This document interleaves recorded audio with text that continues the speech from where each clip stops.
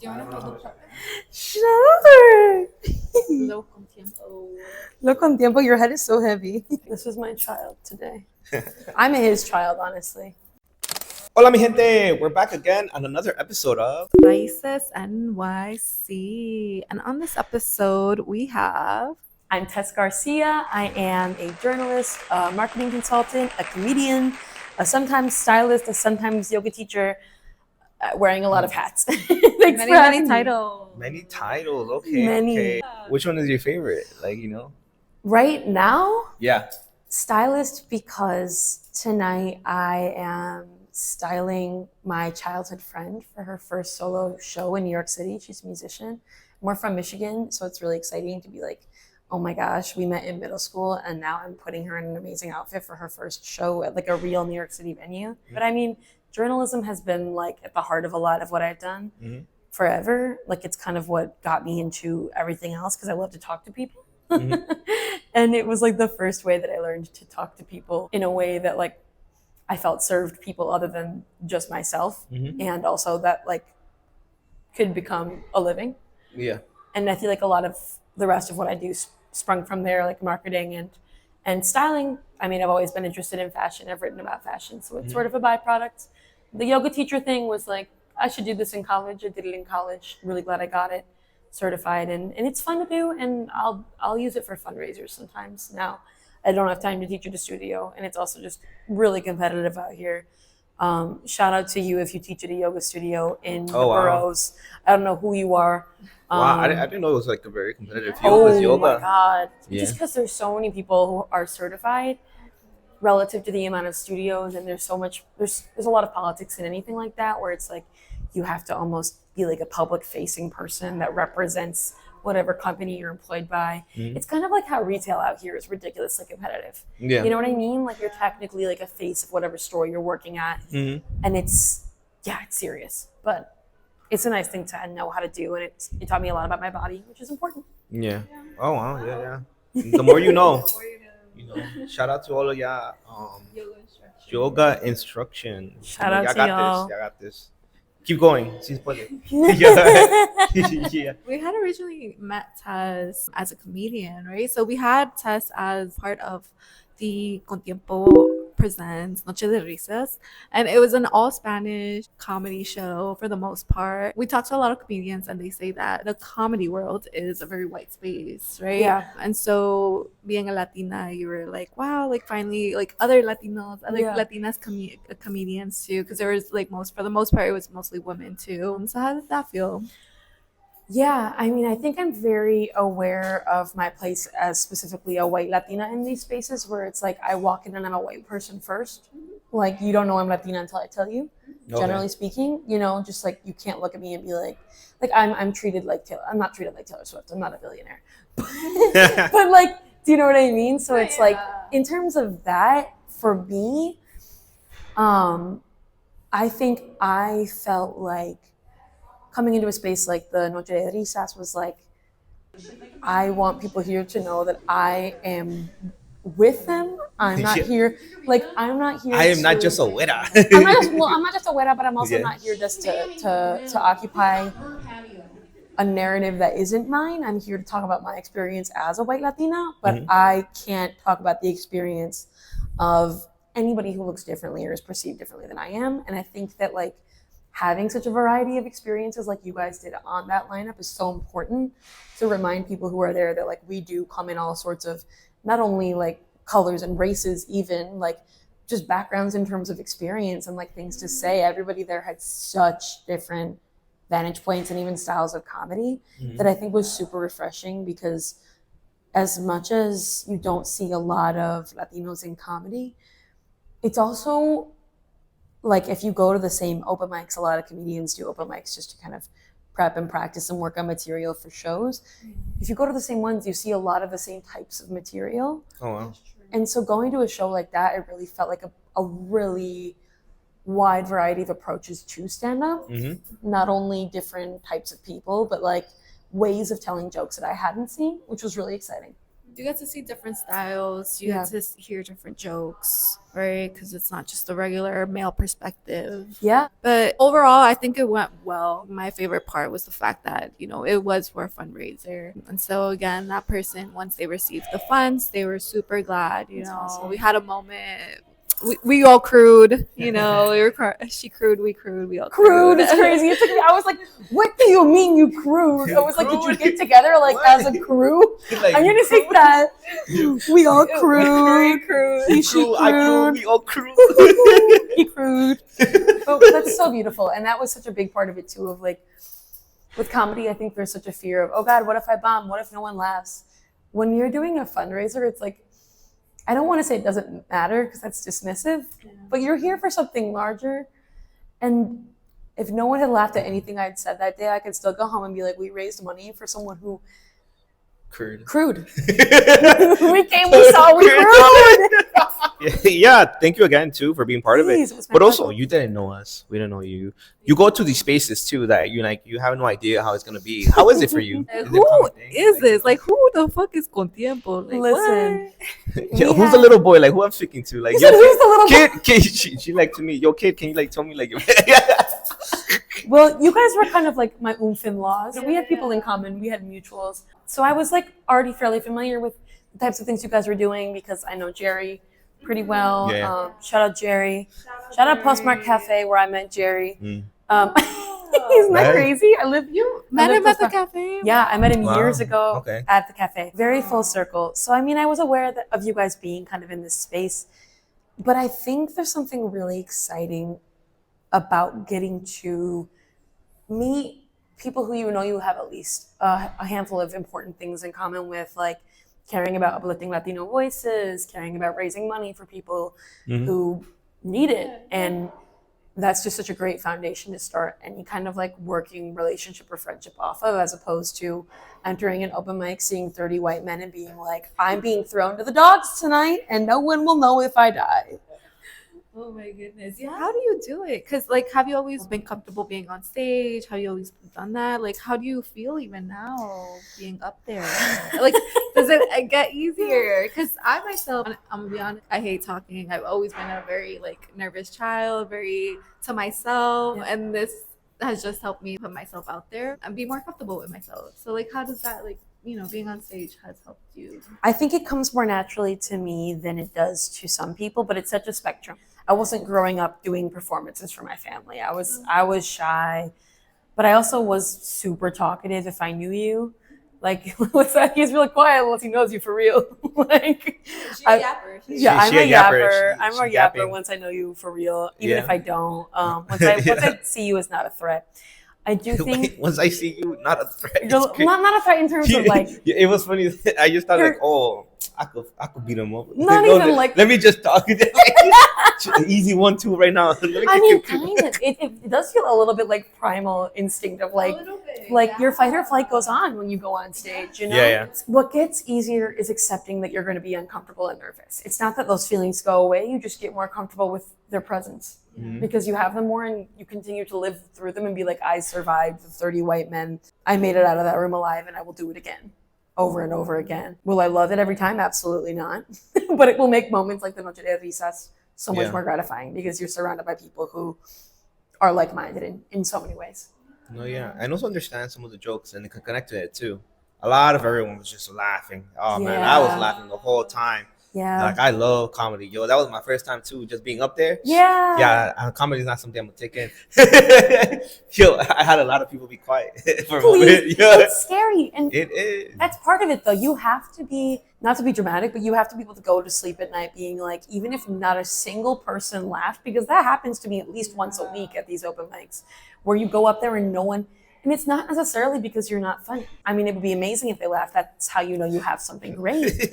But sometimes people at these open mics specifically, it's only other comedians there. They're just waiting for their turn to go up. Yeah. A lot of these men in particular, I think a lot of them don't have that same, like women have learned to pity participate in things. I feel like that's kind of how we were conditioned, a lot of us. Sometimes I should laugh less than I do.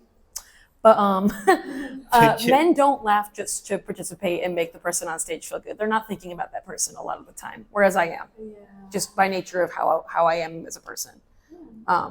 So yeah, if you can still be like, yeah, I like what I said, even if no one else did, you are in a much better position to do whatever the hell you want in the future, regardless of whether it's in comedy or not. You know, when you're out there in stage and everyone's laughing, can you always like tell who's the loudest one at jokes?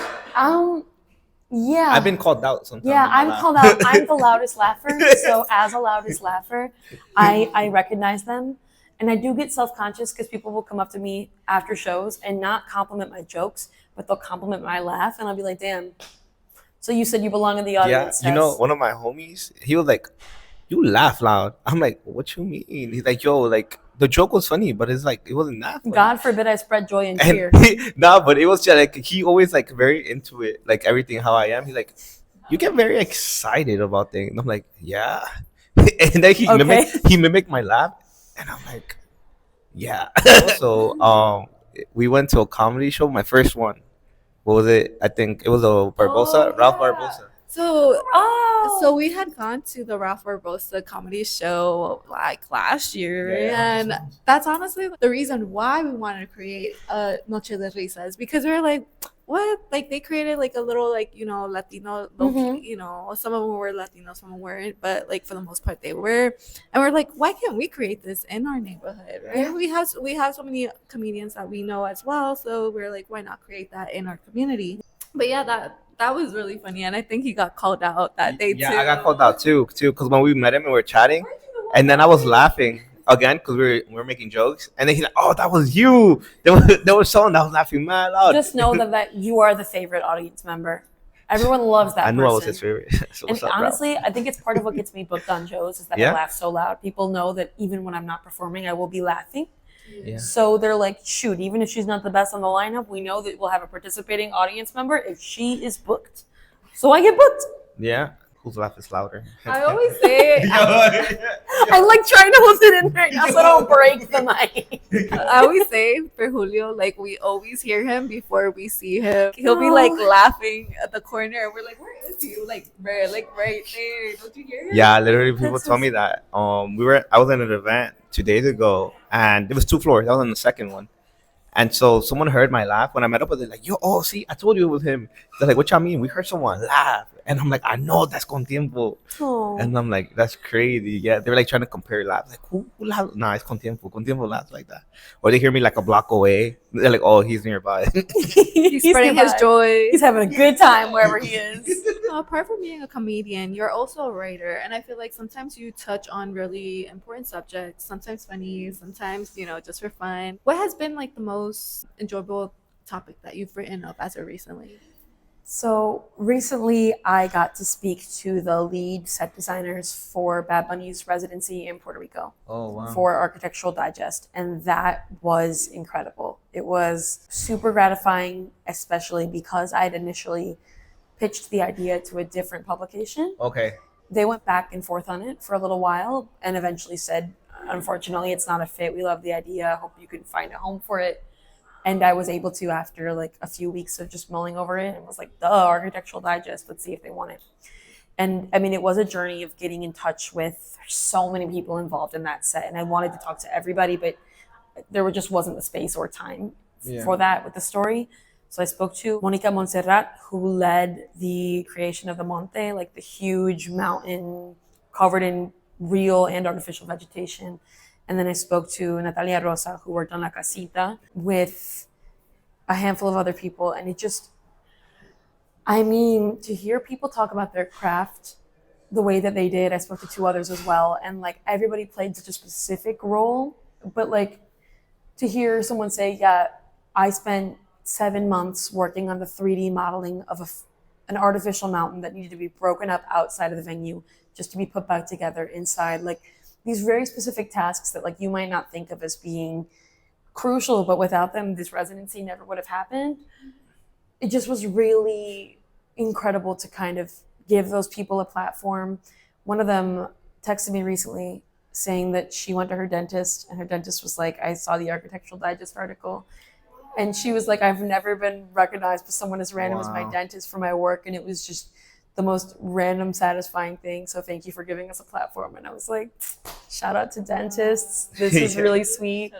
Shout Yeah. out to- And I learned a lot about set design. It's not, or production design rather, I suppose. But it's not an area that I know a lot about. But I think that's what I love about journalism specifically in writing is you get to talk to people who are experts in something you might know nothing about, but you have research skills, so you're going to learn. Yeah. Yeah, I think that's kind of like what we've realized through hearing the stories and interviewing different people. We're like seeing people from all over, obviously mostly Latinos because we want to support our community, but we're realizing that we're not just part of the hard labor community, right? We're doing creative stuff. We're not just the stereotypical Latinos. Each of us are going into different areas, different arts, music, everything. So and that's mostly what we want to like share, where it's like we all come from like different places, and we just want the next generation to realize that where they can go anywhere else. Like it's not just like get a desk job and that's it. The more and more we start sharing people that these things are not easy, no matter what, from scratch. There's always a whole work behind it, a process, and it makes me like think about everything, even with our shows too. Yeah. Like people don't know that this is not as easy as it is. You just make a show that's this planning, maybe a year planning, months of just like nonstop emotions, just planning it too. Sometimes you have to scratch the idea and then try to think, okay, how can I take some of these pieces and do that? And it's a lot and it's fun. Yeah. It's a lot and it's fun. Yeah. How do you deal also with that too? Like okay, you get denied, but now you're like, let me look for something. Yeah.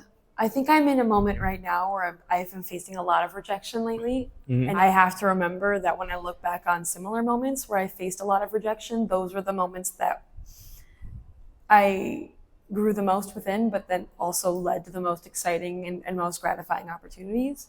So I kind of I've been trying to zoom out and be like, okay, the things that are beyond my control right now feel like they're overwhelming. And I submitted myself to be a part of this project. They didn't want me there. I asked about a certain show. They didn't want to cast me in the show. They didn't want to have me do XYZ. Just all sorts of things where putting yourself out there is exhausting. Rejections on story pitches, it's just part of putting yourself out there. And I think that something like open mics in comedy where you go up there and if nobody laughs, you're still feeling secure in the fact that you like your jokes.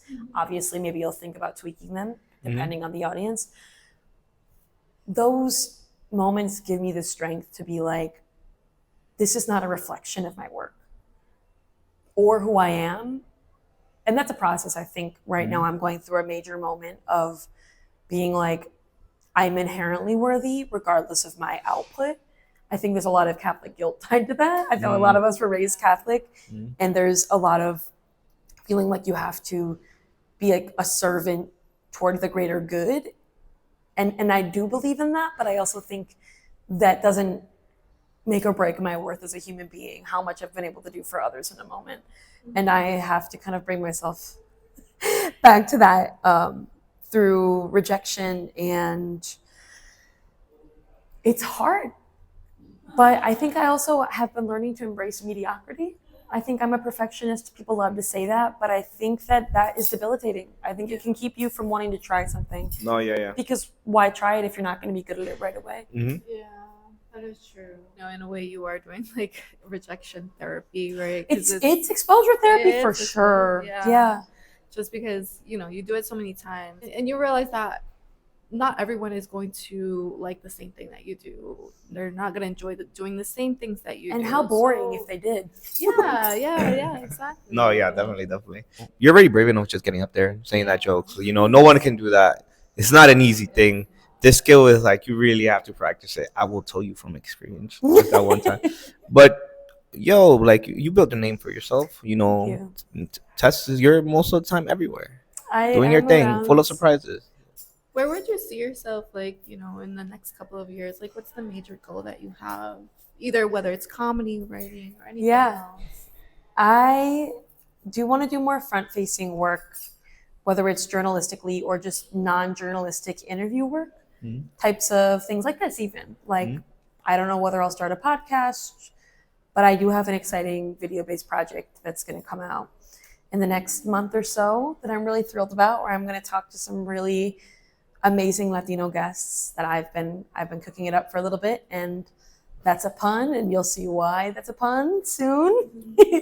So yeah, I mean, I think I see myself doing more correspondent style work in which I am the face of my work a bit more. That's something that I want to do, and I think that the comedy is helping me build up to that, where I can be quick on my feet in moments where I am the direct representative of my work. It's not just you reading text, like I'm on camera. I guess on camera work is a goal for me. But also I want to be receptive to whatever's next in terms of like, I don't know what platforms will be out there in a year. And I'm excited about that. I feel like as long as AI doesn't take over, which fuck AI, I'll say that fuck AI. Yeah, I mean, my day job as it stands right now didn't really exist in this way when I was in college. You know what I mean? I have no clue what it could be in a couple of years, but more on camera work for sure, I think. All right, so now we're going into one of our last segments.